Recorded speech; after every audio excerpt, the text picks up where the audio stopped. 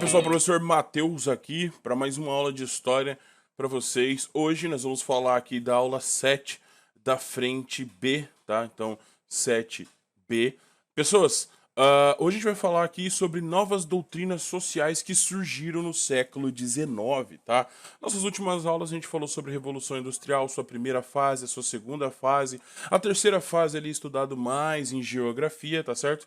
Na aula de hoje a gente vai falar sobre algumas doutrinas sociais que apareceram nesse século XIX, tá? E vão ser importantíssimos para mudanças políticas e econômicas dentro do mundo pós-revolução industrial, tá certo? Então, aulinha aqui sobre doutrinas sociais. Vamos começar pela primeira doutrina aqui para nós, o liberalismo, criançada. A gente já falou bastante sobre liberalismo na nossa aula de iluminismo, né? Então a gente vai falar aqui um pouquinho sobre o pensamento liberalismo, tá? O pensamento liberal, ele vai ser muito adotado pela burguesia, beleza? E a burguesia vai se transvestir desse pensamento para quê? Para poder usar ele de desculpa para estar assumindo o controle dos estados, dos países. Então, a grande desculpa da burguesia europeia, principalmente, para estar assumindo o controle dos países é basicamente a defesa do liberalismo. Eles estão defendendo o liberalismo, então por isso eles têm total razão ou possibilidade de assumir o controle dos seus estados, tá certo? Depois da Revolução Industrial, a gente viu que o liberalismo vai explodir, a burguesia vai conseguir tomar controle da maioria dos países, como até a própria França na Revolução Francesa, a Inglaterra, entre outros países da Europa vão estar sofrendo ali suas revoltas, revoluções e a burguesia conseguindo adentrar no poder. Falando sobre pensamento iluminismo, iluminista e liberalista, a gente pode dividir esse pensamento ali em dois pontos, tá? Nós vamos conhecer ali o liberalismo político, a ideia política do liberalismo e o liberalismo econômico. Dentro do liberalismo político é bem parecido com bem semelhante com a nossa sociedade que nós vivemos hoje, tá certo? Então o liberalismo político, ele defendia ali uma pluralidade de partido, a liberdade de expressão, a liberdade de opinião. Nós vamos ver ali que há uma livre concorrência para o poder político, então uma competição pacífica através do voto. Falando em voto, o liberalismo político fala que deve haver um sufrágio universal, as pessoas devem poder votar para poder assumir o poder. Então, a ideia de democracia, de votação, de escalada política pacífica ao poder, tá certo? É uma coisa totalmente ali do liberalismo político. A gente já viu bastante disso aí quando a gente falou de Revolução Francesa, tá? Além do mais, o liberalismo político prega a educação a todos, tá? A educação ali secular, não vinculada à igreja. Tanto é que a gente falou lá sobre os déspotas esclarecidos que eles vão adotar algumas medidas, entre elas vai ser expandir a educação, tá? Sobre o que vai ser educado nessa educação, o que vai ser ensinado nessa educação, aí já é um outro ponto, beleza? Principalmente ali para a formação de mão de obra qualificada. É importante você ter uma educação. O Estado, para o liberalismo político, o Estado deve agir mais como um corretor, assegurando algumas liberdades. O Estado deve ser o principal órgão que deve assegurar as liberdades ali que o liberalismo prega, beleza? Ele não deve interagir com a economia, ele não deve fazer a manutenção da economia, ele deve deixar a economia livre, mas ele deve agir ali como o corretor, como, digamos ali, policiar e assegurar algumas liberdades que os liberalistas querem, tá? Na questão econômica, o liberalismo a gente já falou bastante ali, ele prega por uma livre concorrência, a economia de mercado, tá? O direito à propriedade privada, a livre concorrência entre todos, tá certo? E dentro do liberalismo econômico, ele também vai pregar que quem deve fazer a manutenção da livre concorrência e da propriedade privada, quem deve assegurar o seu direito à propriedade privada e à concorrência deve ser, sim, o próprio Estado. Então essa é uma das primeiras ideologias que a gente vai ver, uma das primeiras doutrinas ali que surge já no século XVIII lá com Adam Smith e vai acabar tomando conta da Europa inteira, tá? Fazendo toda a Revolução Industrial, colocando a burguesia no poder e a burguesia defendendo esses princípios aqui do liberalismo. Maravilha. Chegamos a uma sociedade do século XIX, a sociedade ali da Revolução Industrial. Como é que tá? Primeiramente, a gente tem que falar das mudanças. As mudanças, as pessoas vão começar a migrar, vai ter um grande êxodo rural. As pessoas vão se deslocar para as grandes cidades, os núcleos industrializados, tá certo? E lá elas vão começar a trabalhar, procurar emprego. O que acontece? Nós vamos ver com esse êxodo rural, a gente vai ter uma marginalização da população. E outra coisa, vai ser impossível você negar as diferenças sociais. Por quê? Antes, quando estava no campo, estava disseminada. As diferenças sociais elas existiam, mas elas não estavam aglutinadas. Agora, no século XIX, com a Revolução Industrial, a gente vai ver que essas diferenças sociais estão aglutinadas. Se você andar um pouco pelas cidades, as grandes cidades aí da Europa na época, você vai ver ali um bairro de gente rica, tá? E do outro lado, becos e mais becos de proletariados, trabalhadores, que a gente falou na última aula. Então é impossível você negar que existe essa diferença social e cada vez mais ela vai estar crescendo, tá certo? E para piorar a situação, quanto mais pessoas migram para a cidade, menor vai ser o preço pago pela mão de obra, já que você vai ter muita oferta de mão de obra, ou seja, cada vez mais o proletariado, o trabalhador, o operário vai ser marginalizada. Tá certo? Outra coisa, com as cidades, com esses núcleos urbanos ali bem desenvolvidos e com uma densidade de pessoas ali muito grande, as ideias vão circular de forma rápida, já que está todo mundo aglutinado. Nós vamos ver aí que esse território, essa nova configuração ali das cidades, vai ser um território muito fértil para a proliferação dessas ideias, dessas doutrinas que a gente vai conversar na aula de hoje, tá certo? Então, nós vamos ver ali que os liberais, quando olham para essa situação de pobreza, né, já que a riqueza gerada por esses operários, tá, a riqueza gerada pelas fábricas onde os operários estão trabalhando, não era revertida para os operários, e sim para os donos das fábricas, o que nós vamos ver que vai ter um cara que vai chamar de detentor dos meios de produção. Beleza? E no meio disso tudo a gente vai ver os liberais olhando para isso, os grandes burgueses industriais, e falando assim, gente, isso é normal. Por quê? Porque a riqueza não deve ser compartilhada. A riqueza deve ficar na mão daquele que trabalhou. A sociedade ali dos méritos, tá? A meritocracia. Então, para os liberais, tá tudo certo. Essa situação de desigualdade é uma situação ok, tá? Quem trabalhou, quem construiu a fábrica e etc, é mérito dele. Ele deve ficar então com a concentração de renda, tá? Mas no meio disso tudo vai ter muita gente inquieta. Essa situação aí deplorável que se encontrava o proletariado vai trazer a inquietude de alguns pensadores. Alguns pensadores que vão começar a pregar uma igualdade diferente da que o liberalismo pregava, que era a igualdade jurídica. Eles vão começar a pregar a igualdade material. E é sobre esses caras que a gente vai falar hoje. As doutrinas sociais que vão pregar a igualdade material no meio de uma Europa ali recém-industrializada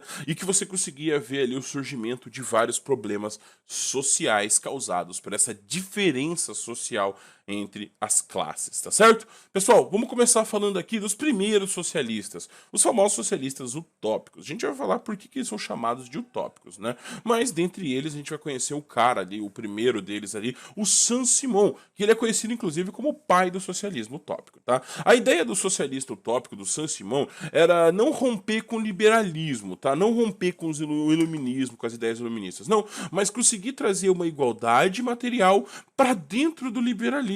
Tá? Ele acreditava, basicamente, que a sociedade era deveria ser muito harmoniosa, ou seja, deveria haver uma divisão dos lucros de forma natural com os proletariados.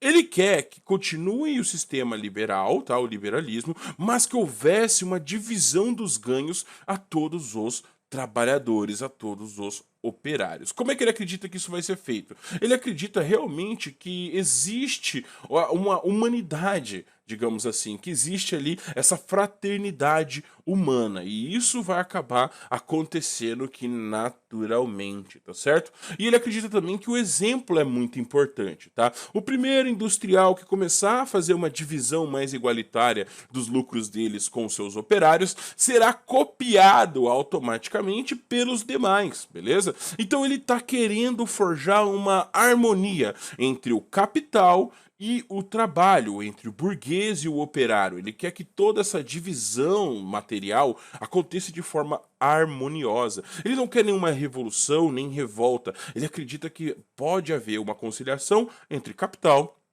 e trabalho, beleza?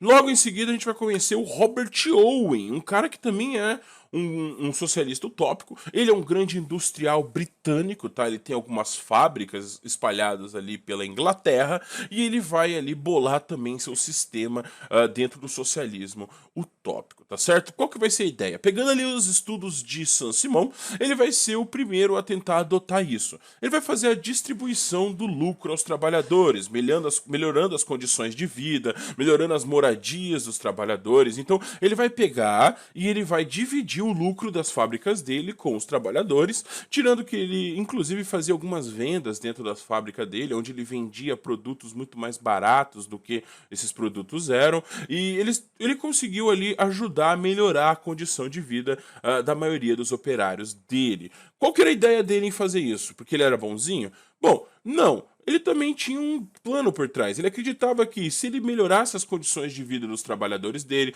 se ele fizesse uma distribuição do lucro melhor da empresa dele para os operários, ele realmente acreditava que os operários deles viriam trabalhar mais alegres, mais contentes, com melhores condições, então produzindo muito mais do que das outras fábricas, tá certo?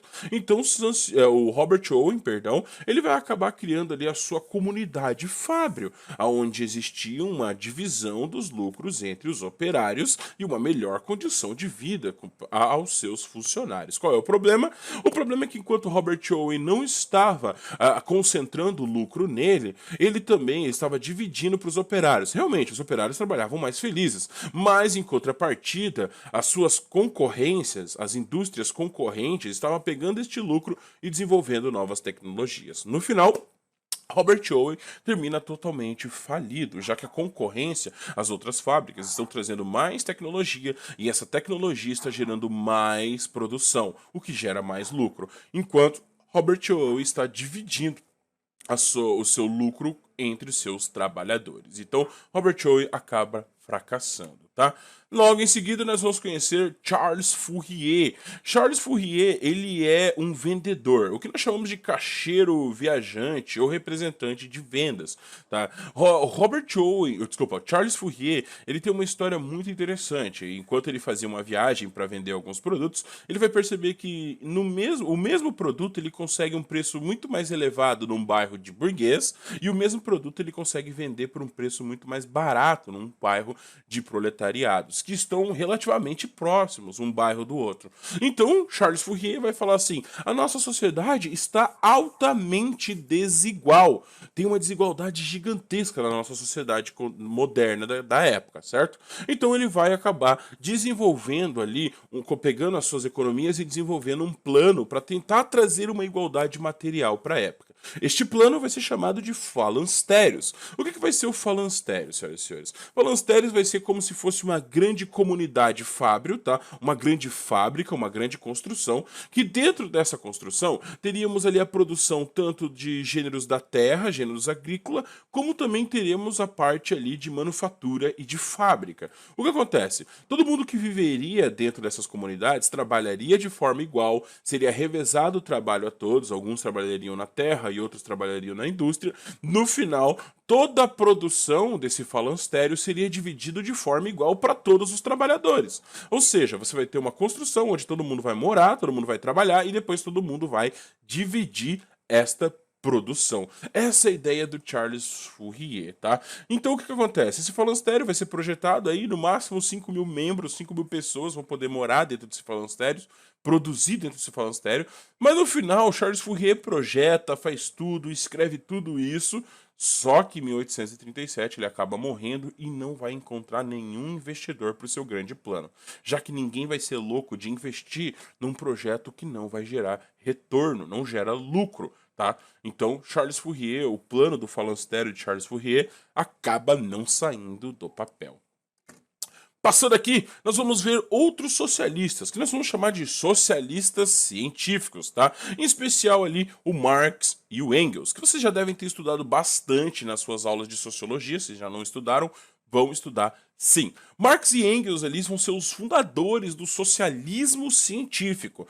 Eles vão fazer uma crítica gigantesca aos socialistas utópicos. Inclusive, quem vai cunhar o nome de utópico para esse socialista é o próprio Marx. Ele vai falar assim, gente, vocês estão malucos se vocês acham, vocês são sonhadores, vocês são muito infantis, se vocês acham que realmente vai ter uma conciliação entre capital e trabalho, onde vai ter uma relação harmoniosa entre trabalhadores e burgueses. Não, isso está longe de acontecer. Isso é muita ingenuidade de vocês. Por quê? Porque Marx e o Engels, eles acreditavam que essas classes estão em constante luta, né? Lembrando lá do materialismo histórico dialético, ele fala que a sociedade ela é baseada em lutas de classe. Uma hora você tem o explorado e o explorador, e essas duas classes brigam. Esse é o famoso motor da história do Marx, a luta de classes. Então ele vai falar lá, por exemplo, de Roma. Roma tinha patrícios e plebeus, a luta dos patrícios, dos plebeus contra os patrícios vai fazer com que a história de Roma avance. Na Idade Média, você vai ver lá os nobres lutando contra os servos da gleba, tá? E nós vamos ver que esses servos vão acabar vencendo e fazendo com que a história avance para o momento no modelo capitalista, onde você vai ter a burguesia explorando o proletariado. Então, para Marx, deveria haver uma luta do proletariado contra a burguesia. E a burguesia deveria perder e o proletariado tomar o poder para que o capitalismo avançasse para uma nova fase, tá? Que a gente vai conhecer ali como socialismo. Essa é a ideia do Marx, a luta de classe. Então, para o Marx, a sociedade, a história da humanidade, ela é dividida em lutas de classe e o motor da história, o que faz a humanidade avançar, são essas lutas de classe entre exploradores e explorados, opressores e oprimidos, tá bom? Apenas com luta de classes, segundo Marx e o Engels, que nós vamos poder chegar numa sociedade com igualdade material.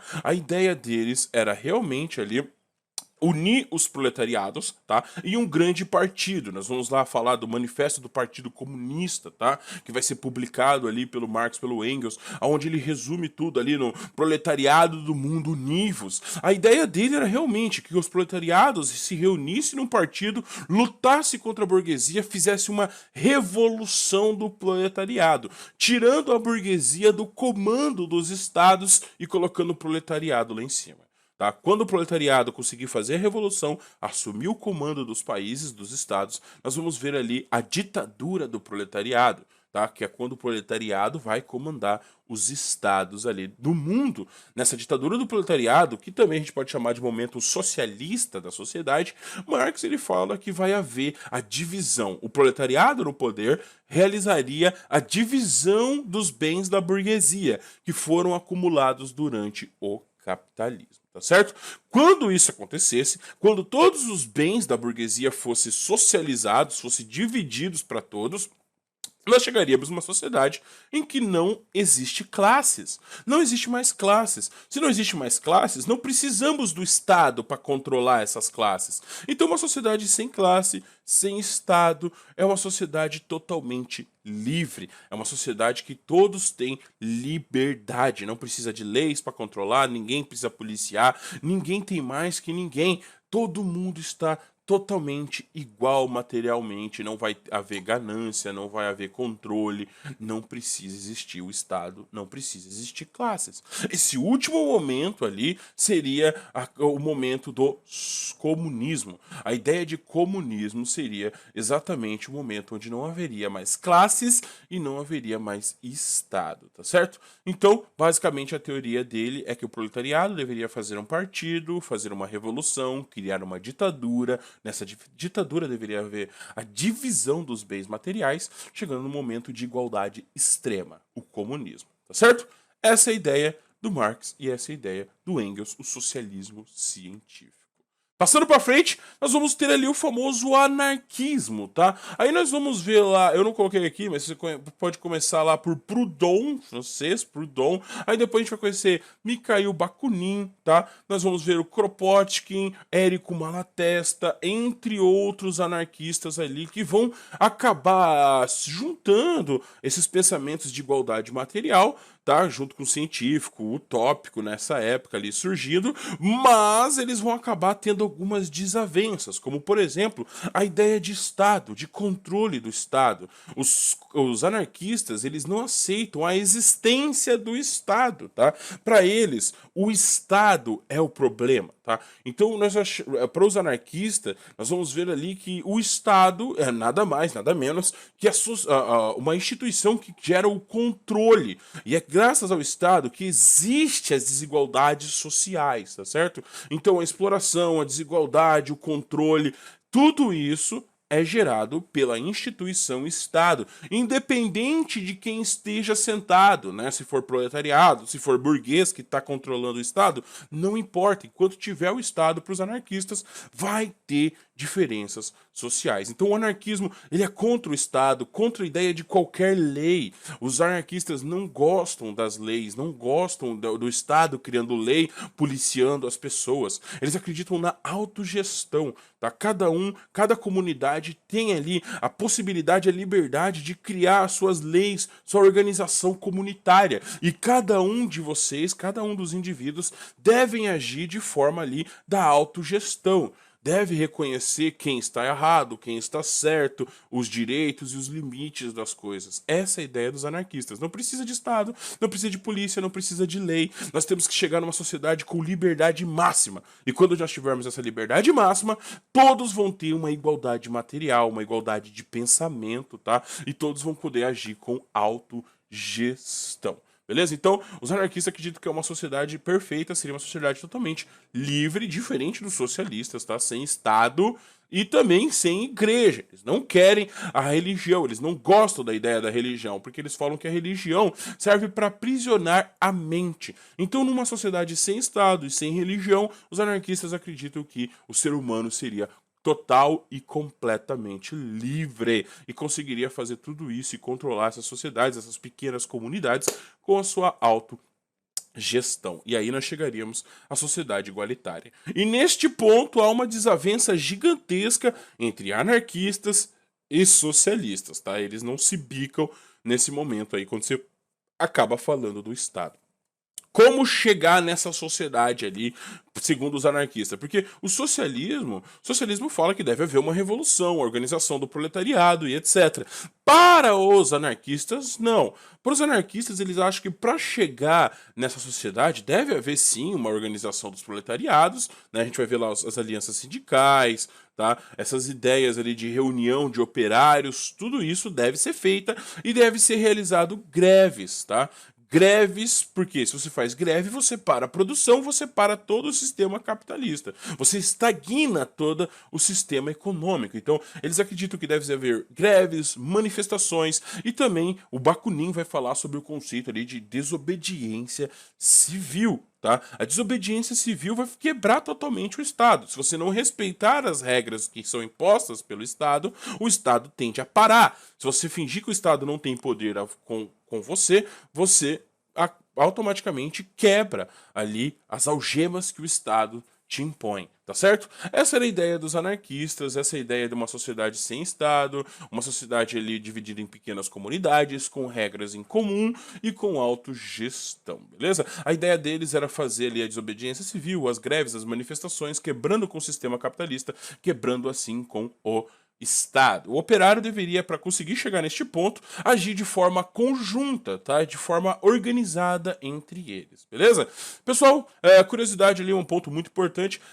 Uma sociedade, uma comunidade anarquista vai ser fundada aqui no Paraná, a famosa colônia Sicília. Ela vai perdurar por 3 anos, é uma comunidade sem regras, sem leis e principalmente sem propriedade. Os anarquistas odeiam a propriedade privada. A propriedade privada para os anarquistas é considerado um roubo, tá certo? Então nós temos esses 3 pensamentos: socialismo utópico, socialismo científico e depois nós temos o anarquismo. Além disso, nós vamos ter também a igreja que vai se posicionar perante essa situação. Ela vai falar assim: realmente, a sociedade está muito desigual, temos problemas sociais sérios e nós vamos ver que os papas vão especialmente cuidar dessa situação, né? O que eles vão fazer? Primeiramente, o papa vai falar que o liberalismo deveria ser ali, como posso dizer, deveria manter, tá? Uma forma menos desigual à sociedade, deveria amenizar a desigualdade social. Tá? Então o Papa ele é contra essa desigualdade social. Ao mesmo tempo, o Papa se posiciona totalmente contrário ao marxismo. Tá? Os papas eles vão se posicionar contra o marxismo. Então deve amenizar a diferença social, segundo a igreja, mas eles odeiam, eles retiram completamente o marxismo ali de conotação. Tá? Eles vão realmente odiar as ideias marxistas. Ao mesmo tempo, o Papa também vai defender e vai colocar a propriedade privada como um bem natural do ser humano. O Papa ele vai fazer uma encíclica aonde ele declara que propriedade privada é um bem, um direito natural do ser humano. Então ele vai naturalizar a propriedade privada, tá, galera? Então, sobre essas doutrinas sociais, basicamente eu tenho que lembrar dessas três, aliás, dessas quatro, né? O liberalismo, o socialismo utópico, o científico e o anarquismo, tá certo? E depois o posicionamento da igreja quanto a tudo isso. Tudo isso reflexo do quê? Das revoluções industriais, da primeira e da segunda revolução industrial. Beleza, pessoal? Beijo para todos.